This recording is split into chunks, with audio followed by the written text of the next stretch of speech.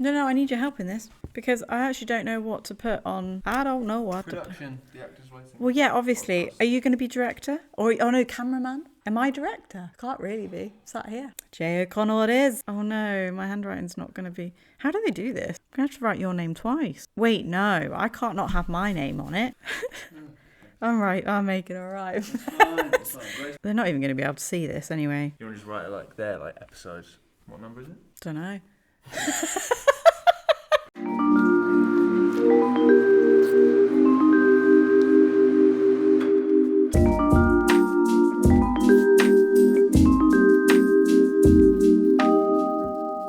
Hi guys, and welcome back to this week's episode of the Actors Waiting Room podcast. And it's the 1st of December, so happy December.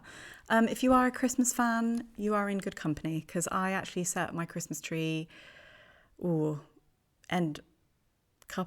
week or two ago in November. And if you don't, I'm so sorry to insult you, but as soon as like bonfire night is over and done with, the Christmas tree and the Christmas decorations go up in my house. So yeah, but we're not quite doing a Christmas episode yet. We'll probably be doing that probably about next week as everybody sort of transitions down for, I was about to say the long winter, like it's some sort of Game of Thrones, but it does kind of feel like that for an actor in January and February. It does feel like kind of like the long winter because not much production is probably happening during that time. If it is for you, congrats. But yeah, it's not always. Yeah. What have I been up to recently? So I've been to Bruges recently and Paris. I went with my family and my boyfriend. It's just been really nice to just see some different architecture, art, and be a little bit more inspired. I always feel like a holiday always does that for me. Like it always just makes me feel more creative when I come back. It's probably the rest as well, like just not actually thinking about like my career and where it's going for a little bit, but also just seeing other aspects of like, well, the world, I suppose, like, and just seeing different countries and how people live there. And just like, I love people watching as well. Like anytime I can watch people is just, yeah, I would sit in a cafe all day long. Actually, even when I go away to like a hot country as well, like in the summer I went to Italy, like when I sunbathe, I just end up watching people, which is probably, people might find it a bit off-putting, but I think for an actor, you can't help but observe people just because everyone is so different. But yeah, so that's what I've been up to recently. If you are a massive Christmas fan though, Bruges is literally like a Hallmark film. Like it's so lovely. Like everywhere you walk, it's just, yeah, it just feels like the holiday, or it feels like, I don't know, it just feels like a Christmas film. They really do Christmas well there. And yeah, it was great. Right, so what we're going to be talking about today is kind of actors that we can learn from in terms of like, well, sort of the famous actors that we see on our screens like sort of most days, I suppose. But everyone, obviously, if you're an actor or a creative, you know, even a writer or director as well, like you will always have these people that you admire and look up to. And it's obviously no different for actors. And there are some actors that have like influence the way that I want to act or want to aspire to be like when I perform in scenes. So we're going to be looking at some of my favourite. I have so many favourite actors' performances, so I feel like this might turn into kind of like a mini series within the podcast because I've really loved sort of like rewatching some of my favourite films and picking out performances that I absolutely love that have like influenced me in different ways. So I think come 2026, I think that's probably going to be more part of the podcast, which I'm really excited for. And it's just a great excuse to watch some really good films. But anyway, today we're going to be looking at some of my favourite actresses and actors, because every actor's performance, they do something slightly different. I know we all have kind of the same base layer training in us from like maybe drama school or reading books about, or masterclasses or mini courses or whatever you've done. But everyone always slightly approaches a role differently. And yeah, it's very interesting to look at that. So one of my first and my ultimate favourites like of all time is Julie Waters. I was having a look back at some of her older stuff before I looked at more of her recent stuff to the things that I probably would have grown up watching, such as like, you know, Molly Weasley in Harry Potter. But I was having a look at her like earlier stuff, and I think, to be honest, I was looking at some of her like other stuff, and I was looking at like Dinner Ladies, that was also written by Victoria Wood, and she also performed in it, and she plays Victoria Wood's mother in it. She's really good. She's done a lot of like Victoria Wood sketches, has old Julie Waters, like she's done loads. But I think one of the biggest things to take away from like all of her performances is that she's able to perform like comedy and like drama, like comedy and drama, like at the same time. She can do them very well set as separate different niches, but she also has this amazing blend of like having characters that are quite dramatic, or sometimes they can be quite harsh, but they have this underlying warmth within them. And also she is like the queen of truth, like even in characters that are like bigger than just, you know, the average sort of naturalistic film, she just manages to create like truth throughout all these films, no matter what it is. So first of all, yeah, I want to talk about Dinner Ladies, because Dinner Ladies is hilarious. If you've not watched it, I don't even know where you could watch it anymore. I think maybe like BBC iPlayer, maybe you could, or like there's loads of clips on YouTube as well, but it is so funny. It was created like before my time, but yeah, I've always watched the sketches from it, and because I love Victoria Wood and I think she's hilarious. But it was created from like 1998 to the 2000s, and it is like hilarious. And these characters are they're rooted in reality, but they're more over exaggerated just for like comedy effect. And as I said before, Julie Waters plays Victoria Wood's mum in it, and she's just so funny. And like her physicality in those like scenes within the kitchen, because they obviously are dinner ladies working in this kitchen, she has a very sort of over exaggerated physicality, but not once do you not believe it. Like I think that's kind of the main thing that she does so well with all these characters. And she also she's got amazing comedic timing, for one, particularly in Dinner Ladies. But she like the tone of her voice in Dinner Ladies is really like, it's really twangy, and it's like, and she sort of elongates words for comedic effect. If you watch back, she does it a lot, where she'll like say a line with like kind of a musicality to it, or she'll prolong vowel sounds in it, and they just sound funny to like the human ear. Like I think also as well, like if you have quite a silly sense of humor, which I definitely do, like weird sounds or anything like that, I find them very, very funny. So, and she always finds a new way to say words, which in that series makes her performance even funnier. Her voice in that as well is like quite nasal. It's really hard to describe it if you haven't heard what she does, but yeah, she's amazing in that. And she kind of plays this like aloof mother that just sort of swings in and out of the kitchen to see her daughter, and she often forgets that her daughter even exists as well. And it's a classic. And I think particularly if you're interested in comedy, go and have a look at those performances, because although,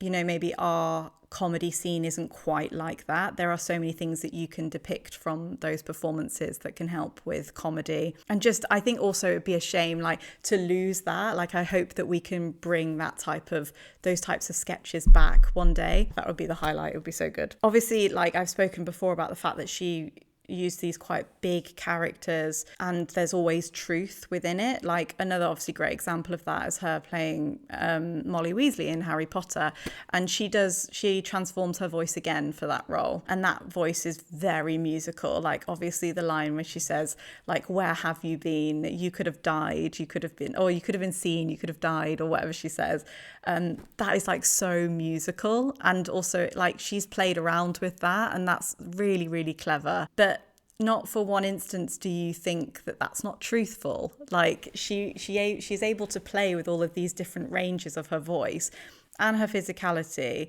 but if you look at her eyes, it's dead conviction, and that's what you see through her, well, throughout all of her roles really. A more sort of like naturalistic role that I absolutely love of hers is Calendar Girls, when she plays sadly like a grieving widow, and that film is just top tier anyway in terms of like an ensemble as well for a film. I think Calendar Girls is like it's very, very up there. It's full of amazing British actresses who are just, yeah, all of them. There's not one bad link in that film. Like they're all absolutely fantastic, and it's a real ensemble film. But obviously Julie Waters has her own sort of side part in that, and her vulnerability and still warmth and just truth throughout the whole film is just fantastic. And I think if anyone can even resemble the truth that she plays within those scenes. And it's also like the humility that she has in those scenes. There's, you know, I don't know what she will have been through in her lifetime, but there is no question that we don't believe that who she is and what this character has gone through. She sympathizes with this character so much and brings such humility to all of her roles as well. Like even in like Mamma Mia, like she's able to be incredibly funny and still give, in like a musical setting, she's still able to give this humility, this like proper well-rounded person. And you just want her to be like your auntie or someone in your family. Like I just think she's fantastic. If I would ever get the chance to meet her, I think I'd just fall over. Like it would just be amazing. Another really like great trait I think that she has as a performer is that she kind of gives, like in her roles, she, as I've said, like she's very sympathetic in all of her roles, but she gives every role this like such dedication, which I know is kind of obvious to say as an actor, but like in Billy Elliot, she plays, you know, this ballet coach that's, you know, from a working class background, and she's able to sort of help Billy Elliot on his journey to becoming obviously this famous ballet dancer that he's always wanted to be. That film itself is fantastic, but she kind of gives a new side and a more of a 3D perspective to a working class character that I don't think you see very often, which is great as well. Like she gives them more depth rather than sort of a stereotypical working class, I suppose, characters that sometimes people play. Like that itself is like something to applaud, because that just shows, again, she shows so much humility through her roles that I think that, yeah, she's gonna, you know, she gives it real time and dedication. And, you know, she's playing this quite harsh woman who's a little bit bitter, but also at the same time she spots something in him and is quite tough on him, but at the same time quite motherly towards him. And that's balance that she's able to give in that performance is, again, something very, very rare to see, I think, on screen. My next one that I'm going to draw out of my little bag of tricks is Ryan Gosling. So, I mean, I think the thing that everyone knows that he does so well is like his subtlety within his roles. And I know it's kind of difficult probably now because he's done things like Barbie, which is, when I saw him in Barbie, I mean, he was fantastic in it and he was really, really funny, but that was such a big step out of something that he would usually do. Like I discovered Ryan Gosling when he did sort of things like Blue Valentine, Drive, Place Beyond the Pines, and they are the 3 best films I think that I love him in. Like I would rewatch those films over and over and over again just of how amazing they are. But I think, yeah, looking at Barbie, people would think, if you haven't watched any of his like earlier stuff, and I don't mean just like The Notebook, I mean the 3 that I've mentioned as well, like you would see a very, very different actor there than the one that you see in like Barbie and I think it Fall Guy with Emily Blunt in as well. They're quite big and exaggerated for him, I would say anyway. But I mean, he still executes them very, very well. I think obviously like the thing to learn from him is like the fact that he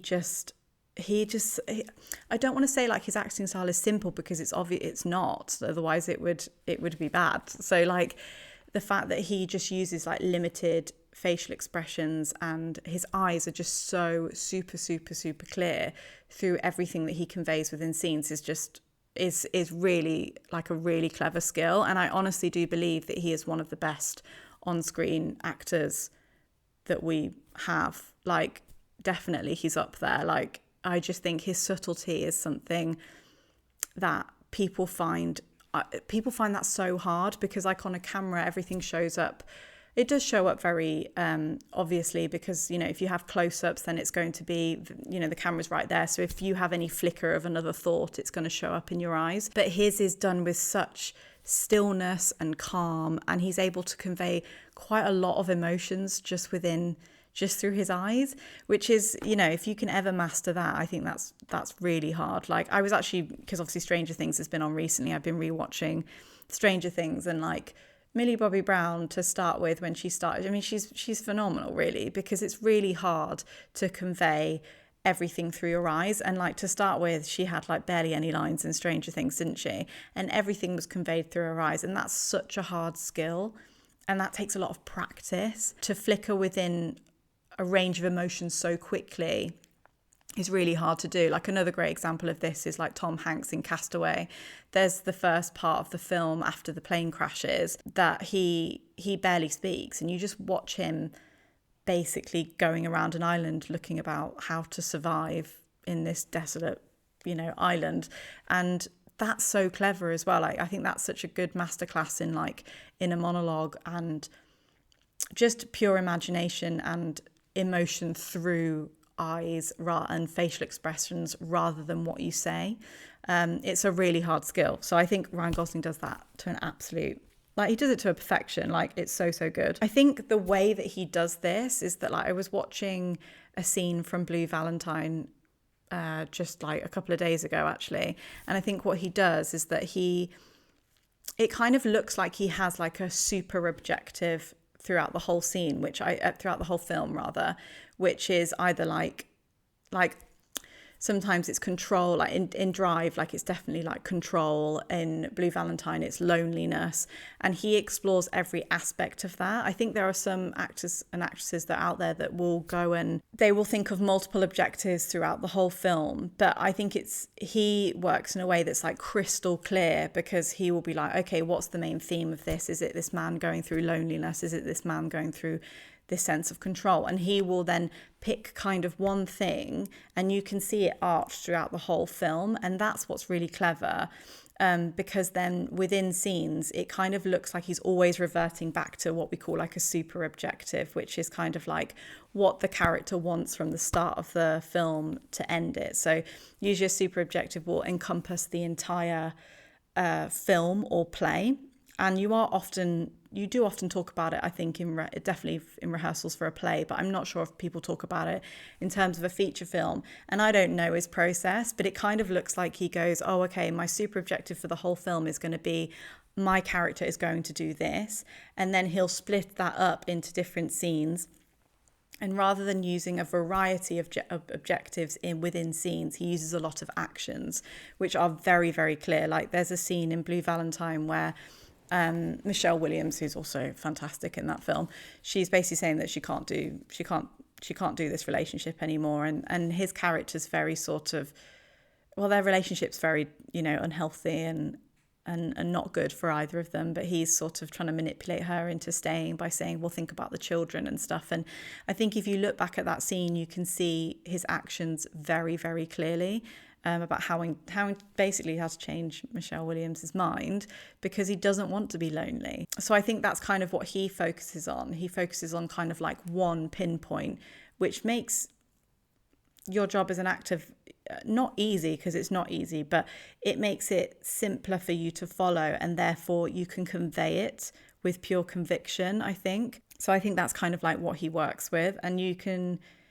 see it in his eyes, and that's just such a good skill to have, is like just conveying like a good flicker of emotions within one scene, just through your eyes. Like, yeah, I think that's one of the hardest things about being an actor in those situations. It's like when you get given a commercial brief and like you don't have any lines in the commercial brief, and like the brief might say, oh, you've looked at a person and you can see sadness in them and you want to cheer them up. You don't have any lines, but you've got to convey that all in your eyes. So, obviously we have to practice those things, but it's very hard to convey that. It's a really good, it's a really big skill to have. So he does that perfectly. So I would just recommend studying anything that he does. And also Place Beyond the Pines is fantastic. Like the cinematography is amazing, the direction is amazing, the soundtrack is amazing. Like the whole thing for me is great. But Blue Valentine is the same, and Drive, he is just so menacing in that film. Like he's this like just this driver that will basically like be hired by criminals as a getaway guy for whatever they're doing. It might be like murder, it might be a robbery, it might be whatever. He doesn't ask questions, and he literally just drives the criminals, I suppose, to and from the venue wherever they're making their horrible deed. But he, in that film, particularly like the elevator scene, is one where you see that character really reveal themselves of what they're like to the core. The scene is a really tough watch, but it's amazing. But there is quite a lot of gore in it if you're not into that. Just a little trigger warning if that's not for you. But yeah, like his dominance in that again is amazing, because he keeps this very sort of like calm hysteria, but then behind it is like quite a lot of restraint. You can see like quite a lot of restraint because he kind of wants this power and control, and he likes it. And yeah, but I would recommend those films. They're all fantastic. Absolutely, you wouldn't be wasting your time with any of them. Amazing. So my next one is Emily Blunt, which I know it probably seems really obvious. I mean, all of these seem really, really obvious, but I think going back and watching with a really analytical eye, after maybe listening to this podcast, or, you know, just having your own like perspective on it, like as a creative, if you sit and really watch the details behind all these things, I think you'll definitely learn something. And yeah, Emily Blunt is also one of those actresses that has massively inspired me to become an actor. Like, absolutely. The first thing I watched her in, obviously, was Devil Wears Prada. She's amazing in that role. And like, obviously that character that she plays does not mean to be funny, but she is funny because she has some fantastic lines in that film. But Emily Blunt's just playing this woman with a pure conviction of like, she's stressed all the time. She's just trying to survive and get ahead in this quite sort of, well, it's a very toxic workplace. And you just see her rattled and frustrated by that. But that in turn, as an audience, makes us laugh so much. And her comedic timing plays a big part in that as well. Like, she has very quippy, intelligent, witty lines that will be said with clear precision and a nice sort of rhythm to them to make us laugh. And that's all down to her and knowing what she's kind of done with that role. But as an audience, we laugh at her because it's a relatability there of like, everyone knows what it feels like to be stressed in a workplace, and she says the things that probably everybody would be thinking in their head but would never outright say, particularly to another colleague, like when she just basically says some awful things to Anne Hathaway's character. But yeah, and I'm very excited to see the second one. I just hope it's equally as good, but yeah, we shall see. I think the thing to learn about her performances is that she does emotional precision very, very well.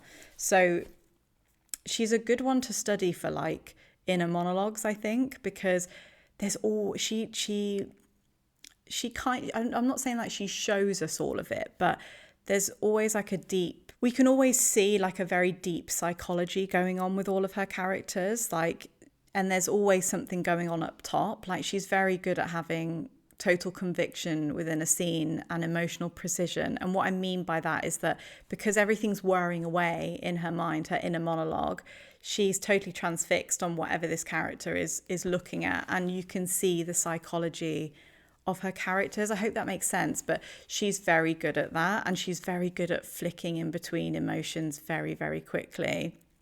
Like, I mean, if you haven't seen Oppenheimer, but I'm pretty sure everyone's seen Oppenheimer. But the scene where she's being interrogated for her husband's like political viewpoints in the Communist Party, that scene is amazing. The fact that she switches so quickly between emotions within that scene, I was stunned. I couldn't stop thinking about her after that performance. I thought it was just amazing. And she starts off by playing, she has a range of emotions within about, I don't know, like 2 minutes, however it is. And she goes from being a bit sort of, well, she's playing a game with the people across the table, being like, oh, I'm, you know, just sort of a shy, vulnerable woman, like that doesn't really know full much, that's nervous, by then quipping, and her dialogue speeds up, and then she's looking across being like, actually, I'm going to interrogate you now. And then she goes from that interrogation and that quick sort of those quick comebacks and that a lot of facts, and then she sort of plays with them a bit by saying, oh no, I've made a mistake, and then constantly interrupting the other guy across the table to assert like a dominance there and a confidence. And then she gets very angry, and you can see like a restraint sort of rage within her when then she proves her point at the end. And it's to do that all within a couple of minutes.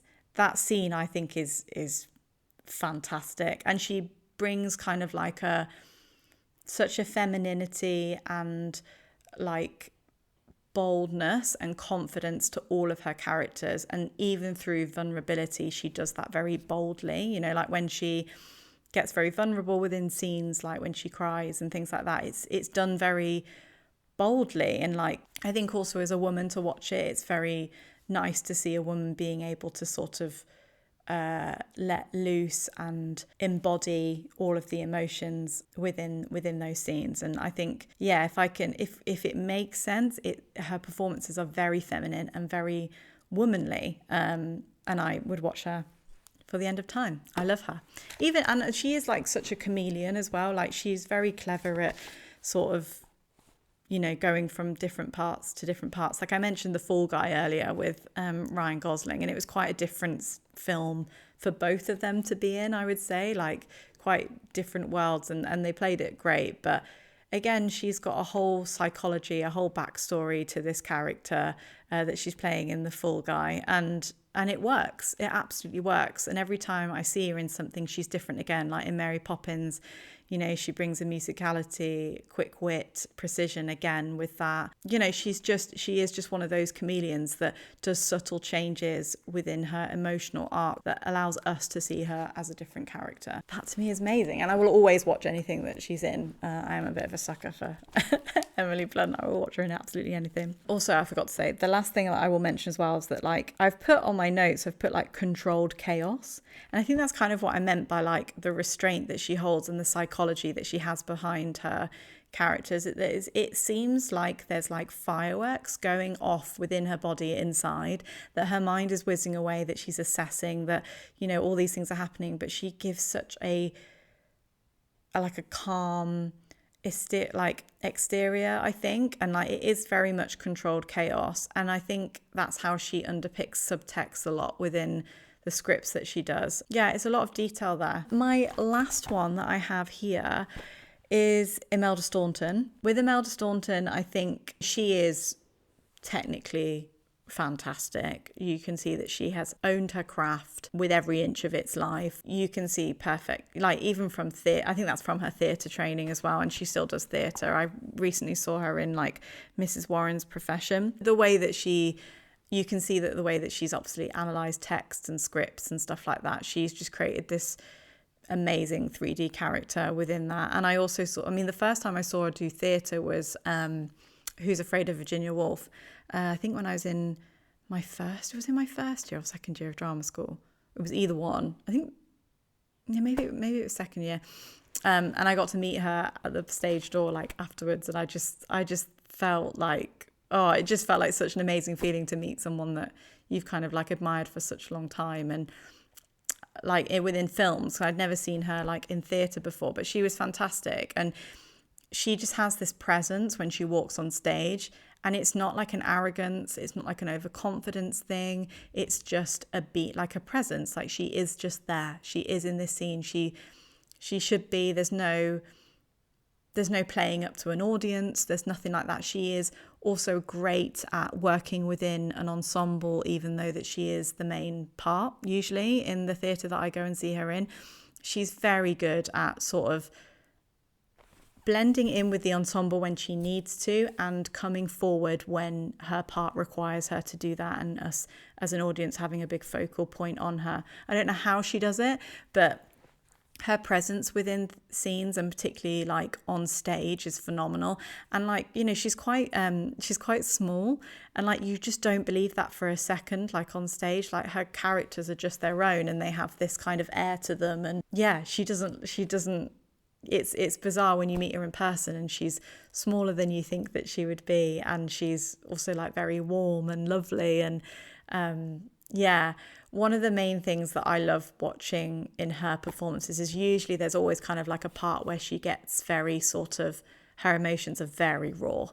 And I think there's a time and a place, isn't there, within like the film industry and the theatre industry, when you can have like something called like a pretty cry. Like, you know, I think like when you can have sort of like a pretty cry, and then you can also have like a very realistic, and what they call is like they call it like an ugly cry, but it's not like an ugly cry. It's just a truthful cry. And I think she does those emotions so well, and they're so raw. Like you can really feel them when she has these big sort of vulnerable moments. If you really want to see what I mean by that, when she was in Follies at the National Theatre, when she sings Losing My Mind, go and have a look at that on YouTube, and that will show you exactly what I mean with that. Like she's a perfect example of watching someone act through song as well. So even if like you're in the musical theatre world and you're wanting more tips on that, not that I'm really the one to give them to you because I don't know that world, but I think her acting through song is fantastic.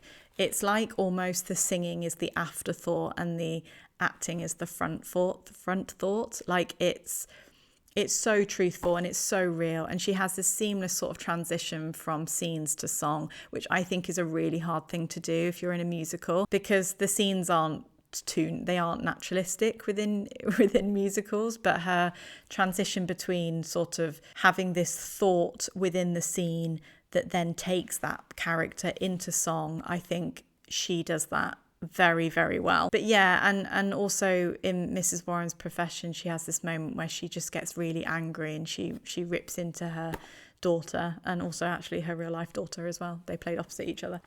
She's got such a viciousness and aggression to these parts, like also in like Harry Potter. I mean, I keep going back to Harry Potter, but it's got all the massive stars in, hasn't it? But when she plays Professor Umbridge as well, like she has this kind of like vicious, raw truthfulness to her sort of like nastier side, and you really, really feel it. And I think that takes a lot of guts as an actress to not pity any other character when you're playing a part like that. You know, she doesn't it appears to me that she has no self-consciousness when playing these sides to these characters, and she's all about the emotion and all about the raw truthfulness in that scene, and just getting the objective on what that character wants done. There's no pity, there's no empathy for other characters when she's in that sort of vicinity of, you know, being these sort of vicious characters. And like when she does have a go at somebody on stage, oh my God, you can feel it. It's amazing. It's absolutely amazing. I think obviously as well, it's good to mention that obviously because I think she's technically very well trained, she has a great musicality to her voice. And I'm starting to realize now as I look at more and more performances is that, yeah, there is a great musicality to a lot of these fantastic performances that you don't pick up the first time. And that's what makes them so great, is because you don't pick up on it. You believe it is truth. But actually, when you look back quite a few more times, you're like, oh no, there is a musicality to like the way that she says things. And when she plays Professor Umbridge, there is definitely a musicality. You can tell that she's a person that sings. Like, there's almost like a rhythm and there's just this musicality to her tone of voice within some parts that are really great. And that's also what you can hear in Julie Waters' also performances as well. Yeah, so that are my four. I mean, I've got loads of actors that I could actually pick apart for different advice on, and like I said, I might make it into a bit more of a series of the podcast, but I thought we would just start with those four and see how the episode goes as well, and see if people want to know more about that side of things. But yeah, I would sit and watch those four actors and actresses all day if I could. Like, I just think they're absolutely fantastic. So yeah, I hope you guys have enjoyed this episode, and I will see you in the next one.